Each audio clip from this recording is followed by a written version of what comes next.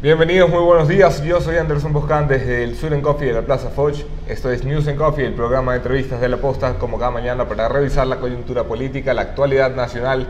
Esta mañana, todavía en caliente, la presentación de un juicio político contra el superintendente de comunicación Carlos Ochoa. El bloque de Creo, en una petición liderada por Lourdes Cuesta y Fabricio Villamar, asambleístas de la bancada, proponen ponerle la correa al superintendente de comunicación y sacarlo de paseo de la superintendencia en la que se encuentra desde hace ya 3 años. Para analizar este y otros temas, esperando sus preguntas y comentarios, nos acompaña Lourdes Cuesta, asambleísta por la bancada de Creo de la provincia de La Suay. Muchas gracias, Anderson, por la invitación. Un saludo a quienes nos están viendo el día de hoy. Bienvenida, asambleísta. ¿Por qué ir a un juicio político contra un funcionario previamente destituido por Contraloría al que ya el tiempo le está corriendo? Bueno, hay una predeterminación de sanción de destitución, todavía no ha sido destituido. ¿Cuándo surge esta glosa? Está por confirmarse a pocos días, a 11 de febrero. Sí, entiendo que sí, ya fue presentadas las pruebas de descargo por parte del señor Ochoa, que están siendo analizadas por los abogados de Contraloría, y veamos si es que se justifica o no. Recordemos un poco el por qué o cuándo nace ya esta glosa de Contraloría. Cuando una vez más el señor Ochoa trató de abusar del poder. Cuando yo presenté en un programa de televisión, en uno de los canales independientes del Ecuador, la ley de comunicación que hoy justamente presento también en la Comisión de Derechos Colectivos. En Teleamazonas con Janey Nostroza. Efectivamente. ¿Qué fue lo que hizo el señor Aquí nombramos Ochoa? a los colegas, no tenemos restricción con eso. ¿Qué fue lo que sucedió? Inmediatamente el señor Ochoa pretendió sancionar a Teleamazonas por opiniones mías, por declaraciones mías. Yo no sé si es que fue una forma de decirles a los medios de comunicación, cuidado, ya no sigan hablando del tema o no la sigan invitando que les vamos a sancionar, o qué fue lo que buscó. Pero vimos, como dicen, y ahora que los huevos están de moda, cómo se viró la tortilla, le salió todo mal. Bueno, sanción se le dio de baja, se le obligó a pedir disculpas, y ahí coincide con que viene Contraloría y le pone ya esta glosa. Una glosa por sus funciones en el canal incautado Gama TV. Nuestro juicio político va por el incumplimiento de funciones, por el abuso de autoridad, por supuesto por no ser una persona proba para ser funcionario público, y adicional a eso, por las distintas violaciones de la libertad de expresión. El pedido de juicio político es presentado, el anuncio del juicio político es presentado ayer por la mañana. Una hora más tarde, ¿cuántas firmas habían conseguido? Me parece que eran 49 firmas ya. Sobre las 37 necesarias, sí, efectivamente. ¿No? Y el día de ayer no estaban algunos de los asambleístas que también han dicho que quieren firmar. Así que... Los de la bancada de Integración Nacional, el grupo de izquierdas, en un romance pasajero o quién sabe si duradero con el gobierno nacional, la bancada de gobierno. ¿Espera usted que la bancada de Integración Nacional, comandada por la Izquierda Democrática y fuerzas en minoría, se sume al pedido de juicio político? Yo espero que sí. 3 asambleístas de la bancada me firmaron el día de ayer. No he tenido una respuesta negativa, ni me han dicho tenemos que revisar o tenemos que pensar, no, de ninguna forma. Yo creo más bien que fue porque estaban en alguna actividad extra que no estuvieron ayer, y estoy segura que el día martes nos ayudarán con las firmas correspondientes. ¿Hay gente interesada en Alianza País en llevar a juicio político a Carlos Ochoa? Mucha gente está interesada. A ver, el señor Ochoa no es una persona que represente a nadie. Tampoco ha sido una persona que ha generado afectos en el resto de gente, así que creo que no es alguien a quien quieran proteger, no es alguien a quien quieran blindar. De hecho, no creo que sea alguien a quien les importe mucho. ¿Firmas Alianza País? Por el momento una firma. ¿De quién? De El Oromero. Jorge Yunda, efectivamente. Y la legisladora Marcia Regui también ha dicho que quiere firmar. O sea, esto ya podemos decir oficialmente está pedido por todas las bancadas del Parlamento. Sí, efectivamente, porque todas las bancadas han apoyado. Tengo firmas de todas las bancadas ya. Posibilidades de que esto pase del Consejo de Administración Legislativa, el gran órgano burocrático de la Asamblea Nacional que comanda las riendas de la Asamblea, que dice qué se hace y qué no se hace, y que se ha convertido en el último tramo de 9 meses en un gran tapón para los juicios políticos. A ver, el día de ayer cuando nosotros hicimos la presentación del juicio político, lo hicimos de una forma muy didáctica, a que quede muy claro el por qué va el juicio político, cuáles son las causales y sobre todo cuáles son las facultades que tiene el CAL. En la parte final de nuestra presentación pusimos exactamente qué puede hacer el CAL de acuerdo a la ley. Y ojo, que existe ya un dictamen de la Corte Constitucional que fue emitido con relación al juicio político del convicto Glass, en donde dice que el CAL no puede valorar pruebas y le dice justamente cuáles son las funciones que debe cumplir. Así que no tiene a dónde perderse el CAL. Adicional a eso, hemos pedido el apoyo del Colegio de Abogados de Pichincha y del gremio de periodistas. ¿Para qué? Para que hagan una veeduría. Si bien Fabricio y yo somos abogados y hemos trabajado con los asesores legales, por supuesto, de nuestros equipos, siempre es bueno tener también el soporte y el apoyo de más personas. Y es por eso que tanto el Colegio de Abogados como el Colegio de Periodistas harán esta veeduría sobre el proceso. ¿Para qué? Para que no se nos escape nada, para que todo quede perfecto. ¿No te parece injusto llevar a juicio político a una persona que, más allá de los afectos o desafectos que le podamos tener en esta casa al señor Ochoa, pues lo que estaba haciendo era cumplir con una ley de talibanes? Una ley, cumplir con una ley cuando se le antojaba, acomodándola a sus caprichos, a sus gustos, y por supuesto una ley que a mi criterio personal tiene que ser derogada. No es injusto, ¿en qué sentido? En que verá, uno, el señor Ochoa, ¿qué es lo que hizo? Adulteró artículos de la ley para sancionar a medios de comunicación. El señor Ochoa adulteró artículos de la ley, cambió una palabrita, ¿no? Pero una palabra cambia absolutamente el sentido de un artículo. Él se ha referido muchas veces a ese error como un error de imprenta y ha dicho que la ley que utilizaba para juzgar, si es que en algún momento juzgó algo, era la que estaba publicada en el registro oficial. Pues tendremos que ver, porque hasta donde yo tengo conocimiento, cuántos medios de comunicación fueron sancionados en base a ese artículo que tenía un error de buena fe del señor. Así que hay que estar pendientes de ese tema. Por otro lado, hay un tema que va más allá, que incluso puede caer en la complicidad, cuando él ha bloqueado investigación. Por ejemplo, habíamos hablado del caso del Expreso. En el caso del Expreso, inició una investigación sobre la refinería, hablando de una pérdida de 29 millones de dólares. El privado de la libertad, Glass, desde el micrófono de sus sabatinas, le mandó al señor Ochoa a sancionar, a callar al Expreso, y eso fue lo que hizo, bloqueando por supuesto la investigación. Investigación que hoy, como sabíamos desde antes, porque siempre ha sido una investigación seria, ha sido confirmado. Es por eso que hasta el señor Glass está siendo procesado, entre otras cosas. O sea, la ley de comunicación, en lugar de servir para controlar que no le digas negro a un afroecuatoriano, servía en realidad para lo que querían, para tapar las investigaciones que le seguían los talones. Investigaciones, para pedir decencia, de cierta forma, a algunos medios de comunicación en donde puede ser que utilizaban palabras que no le gustaba precisamente al señor Ochoa, pero para no decirle nada a aquel señor de los sábados que trataba a la gente de limitado, mediocre, de gordito horrorosa, de que ahora con el tema del machismo, la violencia de género, pero que no, que la fiesta está mejor en la asamblea con las minifaldas y ese tipo de cosas. Entonces, a unos sí, a otros no. ¿Cuántas veces inició el señor Ochoa procesos de oficio? Cientos de procesos de oficio. Sí, la mitad de los procesos. ¿Perdón? La mitad de los procesos fueron de oficio. El caso de Marta Roldós, rechazó un proceso de Marta Roldós porque decía que le faltaba la cédula. Y eso lo dijo en Teleamazonas, ojo, está registrado, está grabado. Son una serie de cosas. Violenta totalmente un derecho de los ecuatorianos, que es la libertad de expresión. Y por supuesto la de información. ¿No recuerdan ustedes hace poco cuando esta embarcación colapsó contra ese puente en Guayaquil y un medio de comunicación informó sobre este tema? Le mandó a rectificar el titular. Yo no sé si quería tal vez que ponga que la CIA estaba atentando contra las mega obras de la Revolución Ciudadana, ¿no? Alguna cosa así. Porque ya que no se podía porque el barco además tenía bandera china. Ah, infiltrado tal vez, no sé, ¿no? Como ahora también ya se le baja de la camioneta a Rafael Correa, porque también anda diciendo que nada tenía que ver con su gobierno. Bueno, es que ahora nadie es correísta. La vicepresidenta Vicuña salió esta semana a la prensa a decir que nunca fue correísta, sino revolucionaria. Ah, este rato, claro. Ha llegado el momento de negarlo 3 veces, ¿no? Sí, exactamente. A negarlo, como saben decir ahí, Judas, cuélgate de tu árbol.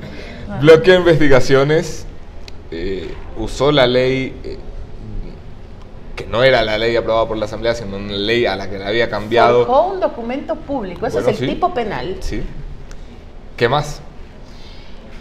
Bueno, las violaciones de la libertad de expresión, como digo, la discrecionalidad, uso y abuso de fondos públicos también.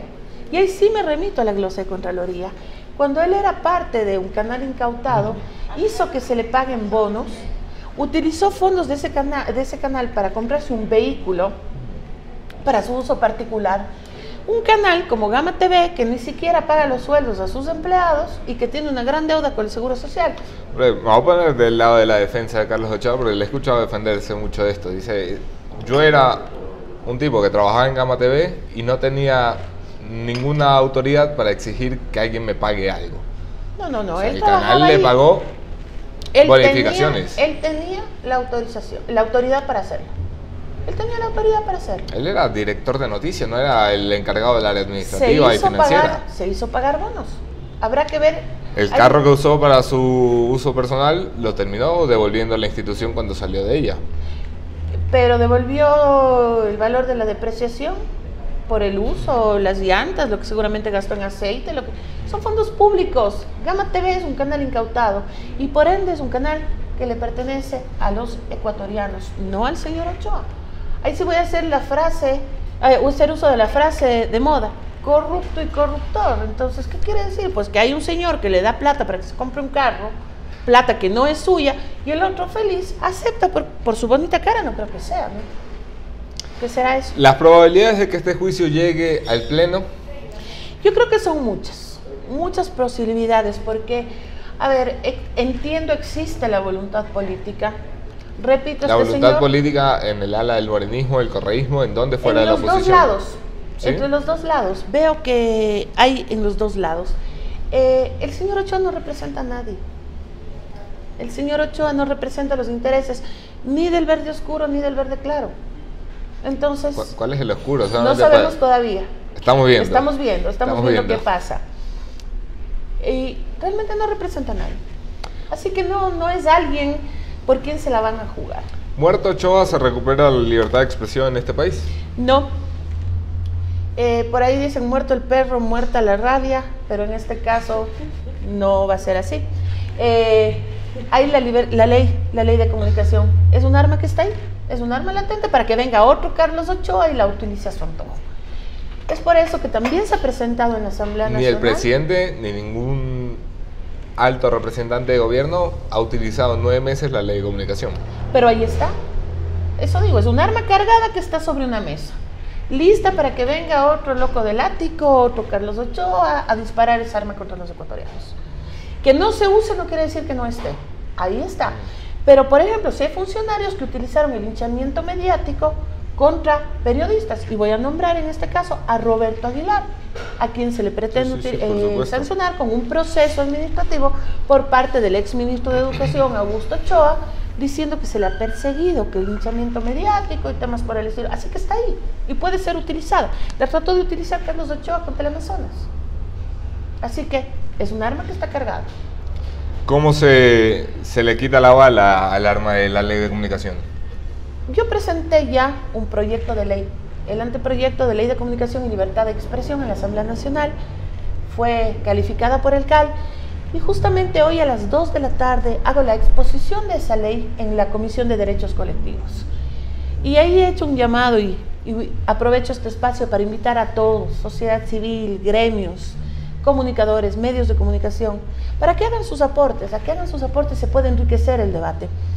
Mucho se ha hablado de las reformas a la ley de comunicación que son necesarias. Hasta el mismo gobierno fue oferta de campaña, los primeros días de su gobierno también habló de la reforma. No ha llegado a ningún proyecto. Bueno, hay 10 proyectos en cola en la Asamblea Nacional. Están en cola, pero de los ofrecidos por el actual gobierno no hay todavía. Es una prioridad realmente en un país donde hay una crisis económica, en un país donde hay una altísima desinstitucionalización, en un país donde hay un vicepresidente preso y otros muchos sueltos por ahí, algunos incluso haciendo campaña. Es una prioridad la ley de comunicación. ¿Quién nos contaba a nosotros los casos de corrupción en los que está involucrado el vicepresidente de la República? ¿Quién nos cuenta que no hay empleo? ¿Quién nos cuenta que estamos en crisis económica? ¿Quién nos cuenta que existe falta de institucionalidad en donde se metió la mano a la justicia, en donde se ordenaba? Y todo eso se cuenta con una ley de comunicación ahí activa. ¿Quién tiene que contarnos abiertamente, porque es un derecho a los ecuatorianos del estar informados? Son los medios de comunicación. La prensa libre, la prensa independiente es el mejor aliado de un gobierno honesto. Y si no tenemos medios de comunicación quienes nos cuenten estos temas, estamos siendo bloqueados de un derecho. Es necesaria la ley de comunicación, es necesaria la reforma. ¿Por qué? O en mi caso lo que yo pido es una derogatoria de la actual ley de comunicación. Necesitamos que exista libertad de expresión en el país, que no haya persecución a los periodistas, que no haya persecución a los medios, que no haya persecución a los ecuatorianos que piensan distinto al poder de turno. Es necesario. Fabián Enrique pregunta para el asambleísta si el juicio político puede o debe derivar en un juicio penal por peculado o algún delito similar por el abuso de fondos públicos. Efectivamente, cuando de un juicio político se encuentran responsabilidades penales, esto tiene que ser remitido directamente a la Fiscalía y yo creo que es lo que va a suceder en este caso, porque como digo, estamos teniendo en cuenta las glosas levantadas por Contraloría. Se imprimieron 300.000 ejemplares de la ley fraudulenta de Carlos Ochoa. Si se trató de un error, ni siquiera ha existido un responsable por ello. Comentario de Paola Sánchez. Y no solo eso, sino que yo también quisiera saber si es que el señor devolvió las multas. Ojo, hay que ver si es que el señor devolvió las multas y cuando hay errores de ese tipo por parte de un funcionario público, existe el derecho de repetición. Totalmente fuera del tema, pero una pregunta de la audiencia al fin y al cabo. Carlos Delgado, pregúntele al asambleísta por qué votó no en la ley de paraísos fiscales. Lourdes Cuesta. Yo voté que no porque no estaba respondiendo a la voluntad popular. Esa ley de paraísos fiscales se experimentó. ¿Cómo que no estaba respondiendo a la voluntad popular si ha sido una ley exigida por la mayoría de los ecuatorianos en la consulta? ¿Cuál fue la pregunta exactamente en la consulta popular? ¿Cuál fue la? No sé si tenemos para leerla textualmente por aquí, déjame pero la pregunta decía si está usted de acuerdo o no con que funcionarios públicos tengan dinero en paraísos fiscales. Si no me equivoco, esa era la pregunta, y si es que nos ayudan para no tener ningún tipo de equivocación en la textualidad de la pregunta. Ahora, ese era el sentido, que los funcionarios públicos no tengan dinero en paraísos fiscales. Más allá de si estoy o no estoy de acuerdo con eso. ¿Por qué?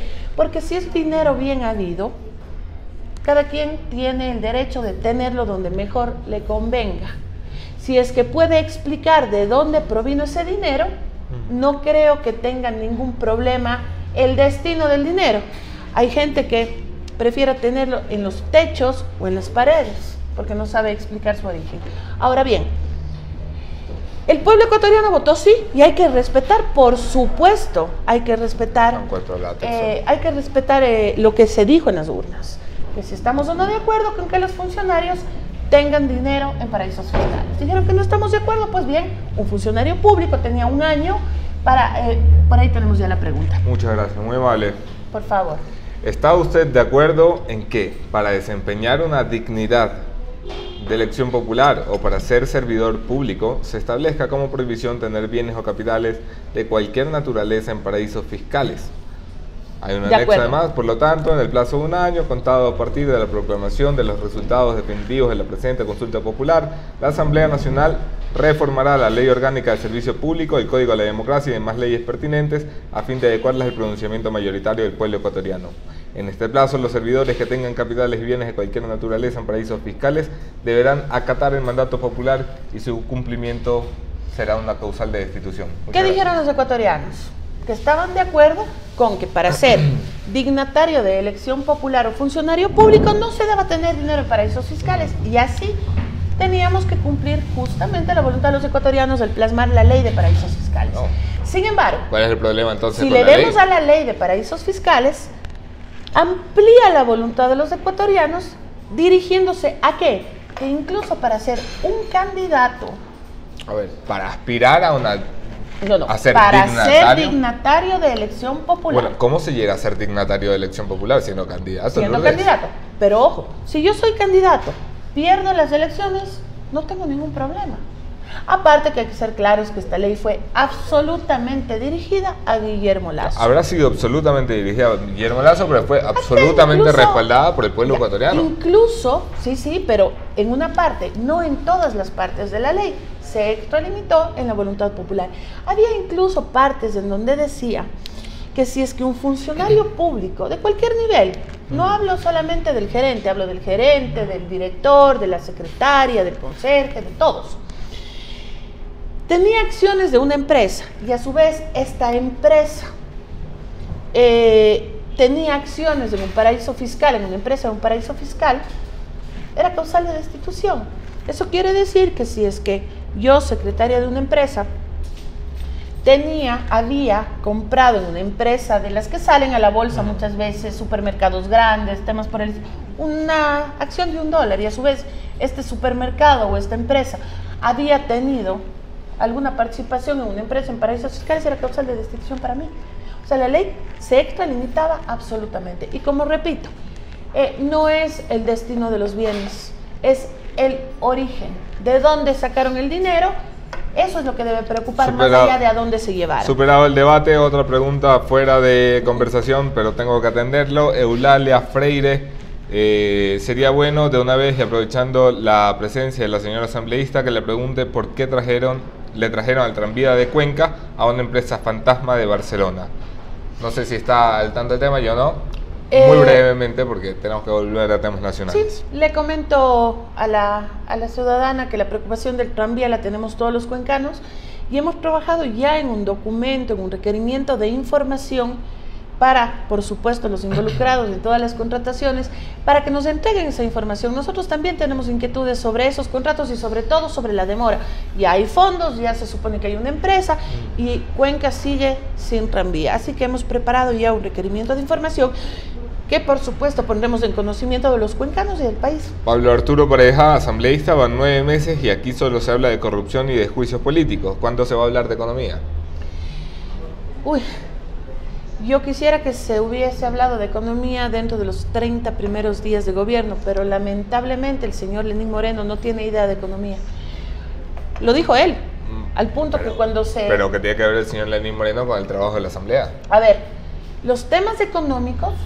los temas tributarios vienen directamente de presidencia. Los temas económicos pueden ser tratados por la asamblea. Los que tienen injerencia económica, por supuesto, siempre que sean enviados desde el Ejecutivo. No solamente es que nosotros ponemos cualquier tipo de ley económica, cualquier tipo de cambio en temas de presupuesto y demás, inmediatamente tiene que ser remitido, es negado si es que un asambleísta lo presenta. Temas económicos. ¿De qué temas económicos podemos hablar si ni siquiera conocemos exactamente el presupuesto general del Estado?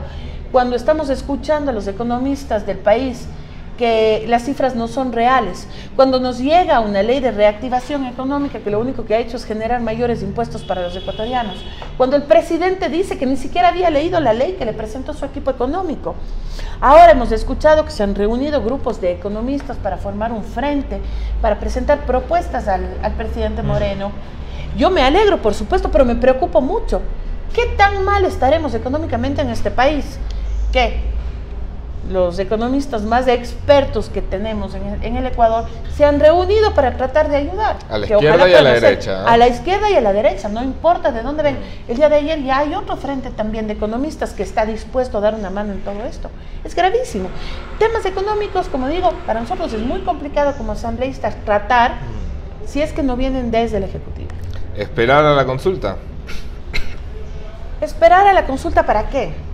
Para arreglar la economía, para pedir un cambio en el equipo económico, para poner en marcha las reformas que tienen parqueadas desde que asumieron el gobierno. Tal vez es lo que el presidente está esperando, legitimarse realmente, porque todavía, obviamente, genera muchas dudas su presidencia, pero con la consulta se legitimaría ante los ecuatorianos. Y tal vez está esperando eso para tomar cierto tipo de decisiones, porque no puede ser posible que el mismo equipo económico que quebró este país sea parte del equipo económico del actual gobierno. ¿Por qué la asamblea permite tanto endeudamiento público? Pregunta Cristina Fátima. Esta es una pregunta que me parece tremendamente válida cuando tenemos un presidente que ha salido a admitir ante la prensa nacional que la deuda está por los 69.000 millones, es decir, 30.000 millones por arriba del límite constitucional y legal. ¿Qué hace la oposición al respecto? Y cuidado que esa deuda que está siendo analizada ahora ya por Contraloría tiene un responsable. Rafael Correa Delgado. Sobre la deuda o el monto de la deuda en el que está el gobierno de Lenín Moreno, ante la prensa dice 69.000, luego sale su ministro y dice no, son 37.000 y ante la ley son 37.000. El problema está en cómo manejan el tema de la deuda consolidada, este término que se inventaron, y cuando salió desafortunadamente el ministro a decir que es como cuando se le debe a la esposa, que uno le paga cuando quiere, más o menos sí. Es lo que dijo. Porque nunca le ha pedido dinero a mi esposa. Exactamente. Eso digo, pues allá, pobre la esposa del señor ministro, ¿no? Pero ahí está el problema del IES, por ejemplo, una deuda que desapareció, una deuda que desconocen, una deuda que no, de la cual no quieren hablar. Cuando se llaman las autoridades del IES, que vengan. Por ejemplo, ahora el señor Espinosa, recuerden ustedes que estaba siendo nombrado embajador. Son las cosas que yo no entiendo del gobierno de Lenín Moreno. Él borró de un plumazo la deuda con el IES y se le premia para que vaya a una embajada. Entiendo que no ha recibido todavía el beneplácito. Se ha exigido ahora también una auditoría o unos exámenes de revisión al estado de la deuda con el Instituto Ecuatoriano de Seguridad Social. Esos resultados van a ser reservados y secretos por disposición de la Super de Bancos. Es tan grave que la Super de Bancos haya tomado una decisión de ese tipo, porque primero que parece que no les queda claro que es dinero de los afiliados, es dinero de los ecuatorianos. Es por eso que a los jubilados no se les paga. Los que acá tampoco les queda claro el principio de publicidad en este país. O sea, efectivamente. Ningún documento puede ser secreto y reservado salvo que afecte los intereses de la defensa nacional y la seguridad nacional. ¿Qué tan mal estará también ese tema que prefieren tenerlo reservado para que los ecuatorianos no vayan a reclamar? Diego Andrés Vallejo, ¿qué fue peor? ¿La deuda adquirida en la década ganada o el feriado bancario? Oiga, yo creo que los dos afectaron mucho al país. La deuda y el feriado bancario. Los dos generaron crisis económica, los dos han generado heridas muy profundas en los ecuatorianos que muchas veces son incluso mal utilizadas para manipular y establecer responsabilidades o culpabilidades donde no existen. Preguntan también qué certezas pueden darle a los ciudadanos de que Ochoa será llamado a juicio político si en la Asamblea todavía hay bloqueos para comparecencias y cosas mucho menos graves que el juicio político. Cita Patrick Velázquez, el caso del IES, negado ayer precisamente. La oposición tiene una postura acertada, pero no cuenta con apoyos. Garantías no tenemos. Garantías no tenemos. Efectivamente, coincido con quien ha escrito el día de hoy. Lamentablemente estamos pendientes del CAL, pendientes de la decisión del CAL y por supuesto de las decisiones de la Comisión de Fiscalización. Así que más bien el apoyo ciudadano es necesario, que esta sea una rendición de cuentas a la ciudadanía, como decía, no un llamado de dos asambleístas a un funcionario, sino que sean los ciudadanos quienes pidan esa rendición de cuentas.